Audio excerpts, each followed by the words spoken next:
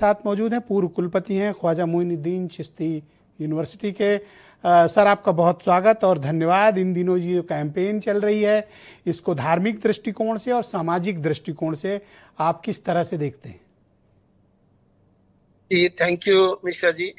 पहली बात तो ये मुझे एक चीज ये कहना है कि चाहे आई लव मोहम्मद कहिए, चाहे आई लव महादेव कहिए, दोनों एक ही हैं, समय बदल के आए। मैं पहली बात तो जो असली धार्मिक और धर्म के मानने वाले लोग हैं वो दोनों का सम्मान करते हैं और कयामत तक करते रहेंगे। कुछ मूर्ख कट्टरपंथी लोग हर धर्म के अंदर आ जाते हैं और बड़े शातिराना ढंग से दंगा फसाद करा देते हैं, जिसमें मासूम पे लाठियां पड़ जाती है और शातिर अपना काम करके चला जाता है। हाँ, ये हमें बताना जरूरी है कि ये समझने की जरूरत है कि हम आई लव मोहम्मद करके क्या सर्टिफिकेट देना चाह रहे हैं। तौकीर रजा साहब जैसे लोगों को अपने बुजुर्गों से सलाह लेनी चाहिए, कब खामोश रहना चाहिए और कब बोलना चाहिए, तो कितना बोलना चाहिए, कैसे बोलना चाहिए और किस अंदाज में बोलना चाहिए कि जिससे देश का सौहार्द बना रहे, देश में मासूमों के साथ कोई नाइंसाफी ना हो। चाहे मोहम्मद तो रहमतुल्लिल आलमीन है।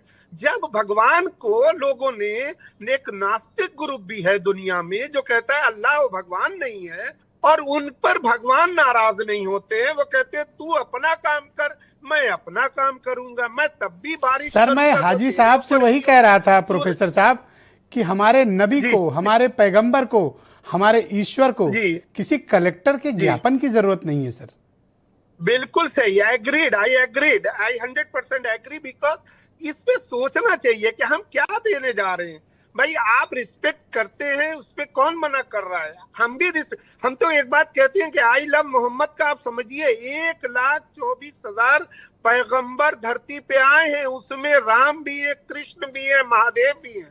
और अगर हम खुद कहते हैं कि मोहम्मद साहब के अलावा 1,23,999 में इनमें से किसी एक को भी नहीं मानेंगे तो हम अपने ही धर्म से बाहर हो जाएंगे, खारिज हो जाएंगे। हाँ, ये जरूर है कि कुछ विदेशी ताकतें हमारे हिंदुस्तान के ऊपर गहन लगाने की कोशिशें कर रही हैं।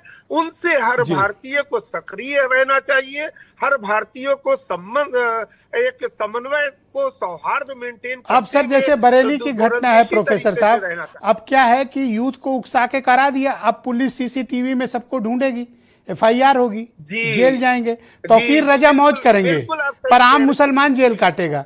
तौकीर को कुछ नहीं होगा, मैं इसकी गारंटी देता हूँ।